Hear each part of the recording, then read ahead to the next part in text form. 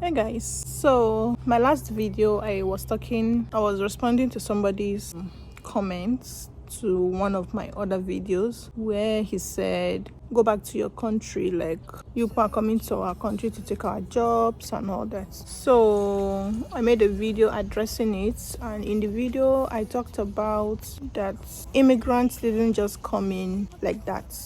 We're invited, we applied, we're invited, we came in legally, we're skilled workers. The jobs you claim we're taking, it's highly competitive and we got the job. So it's not really our fault, it's mostly your fault if you can't get that job and immigrants are getting the job. So there were a lot of comments and I just want to address that. So yeah, aside from the fact that most of the time the jobs available, apart from the fact that most of the time the best candidates get the job, which I mostly addressed in my video, the comment on those videos made me to realize something which I know, but I didn't really see it as a factor. So that is where some people have the ability to offer those jobs to their own type of people and thereby neglecting the due process in getting jobs. You understand? So let me expatiate. So there are some situations whereby jobs are available, there are vacancies, but you go apply for those jobs and you don't get those jobs. You don't get a call back, you don't get those jobs. Those jobs are kept for a particular set of people. You go in, you see a vacancy, you apply, they tell you, sorry, no vacancy, or they don't call you back. And after a month or after 3 weeks, you see people fill up those spaces.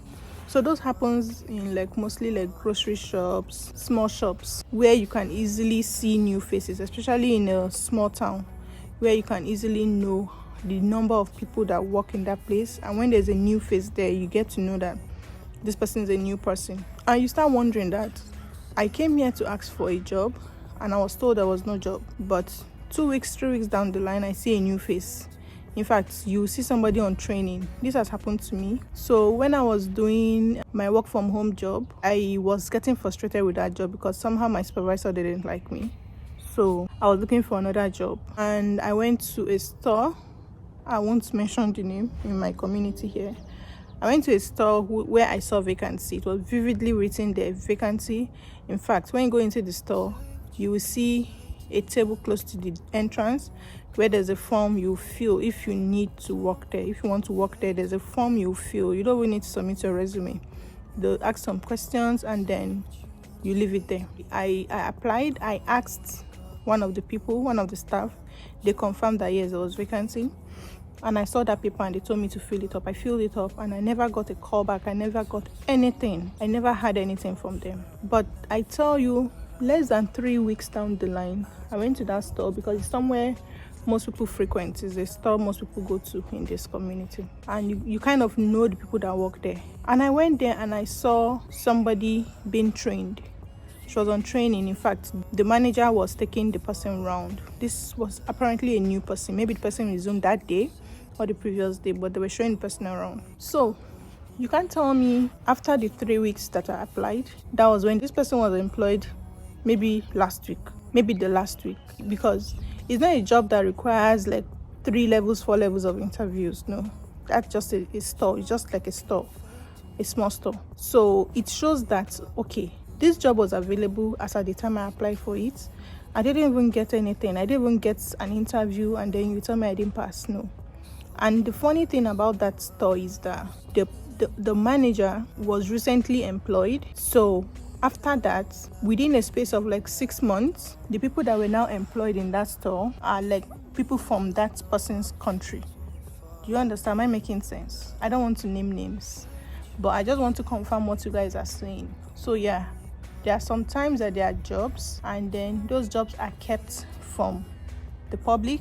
They're kept for a certain set of people. There are even cases whereby maybe the management of that place is changed to a certain class of immigrants, and then somehow that management starts looking for ways to fire their existing staff just to create space for their own set of people. That is also in existence. So I understand part of the comments, So that is part of the reason why most Canadians feel we immigrants come in and then we take their jobs. Because if we have to do those jobs, if we have to do like due process to conduct interviews and to give people jobs based on how they're qualified, perhaps we won't be facing this problem. But the problem is that there are some jobs in this country that are kept for a certain set of people, So that's why it will now block the chance of somebody else, of the real Canadians, There was even a video that trended one time. I think it happened in a Walmart. Either a Walmart or superstore, where a woman came. Somebody was recording her. She was shouting. She was complaining that why is this happening? My child came here to look for a job. You guys said there was no job. And then I come here after 2 weeks and 3 weeks and I see new faces of people that are employed. So what happened? Is it that is after when my child came that you employ these people, or is that when there was a vacancy after my child came? This is what has been happening. This is not the first, the second time our children can't get jobs. Our Canadian children cannot get jobs. It went viral, and if I see the video, I may play it. If I don't see it, then I won't add it to this video. So yes, that is also a factor, but that is not 100% the case. This could be a case of maybe 30%. And as you said, people said in the comments, I'll put the comment somewhere here in my previous video, that this usually happens in small stores, grocery stores, where the level of competence, the level of the steps taken to employ somebody is not really much. It's just maybe just show interest and then you start working. You don't even need a CV, you don't need a resume.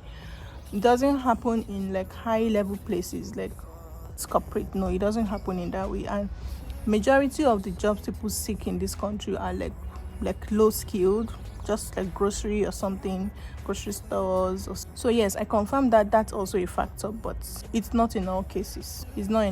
So I feel you. So the perception of most Canadians alongside we immigrants is that Canadians are nice. They're very nice people.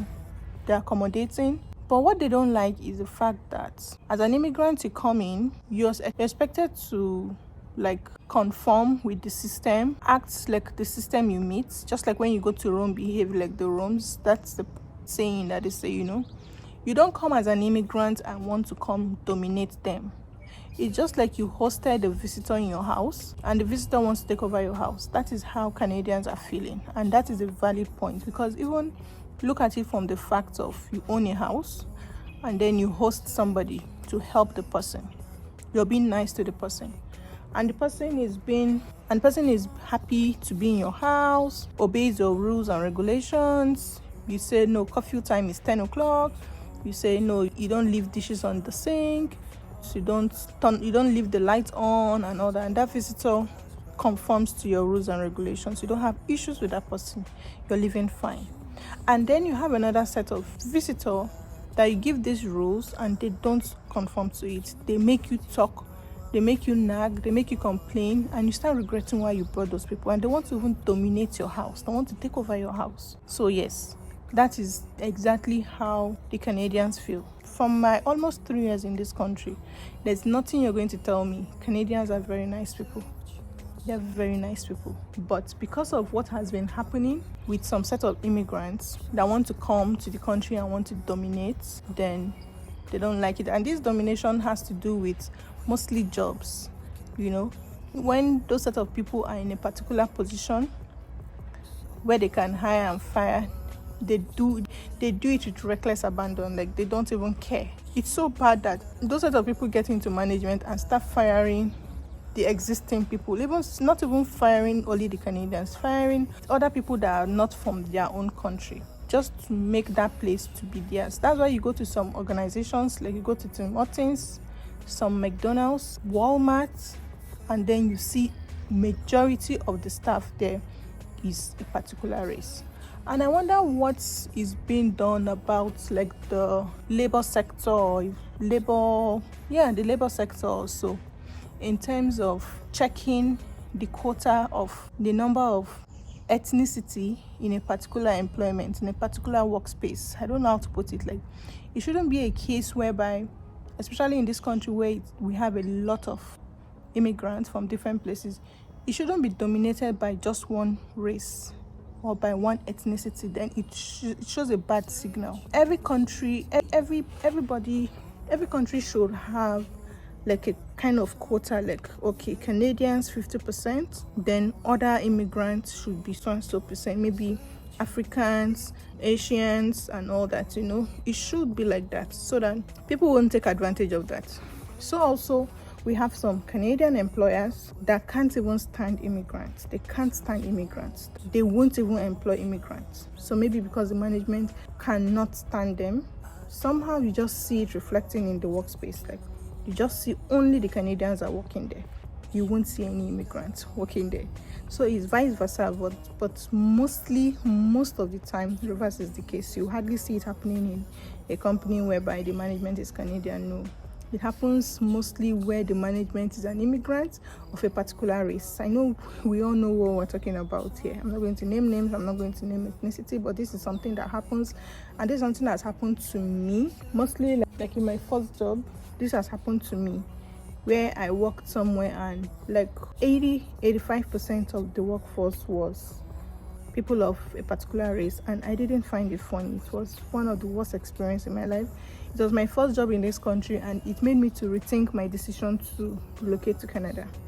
But thank God I am in a place where it's really beautiful. It's somewhere I look forward to go to every day. It's a place I look forward to go to work. So yeah, so this video is just to address that, to address the comments.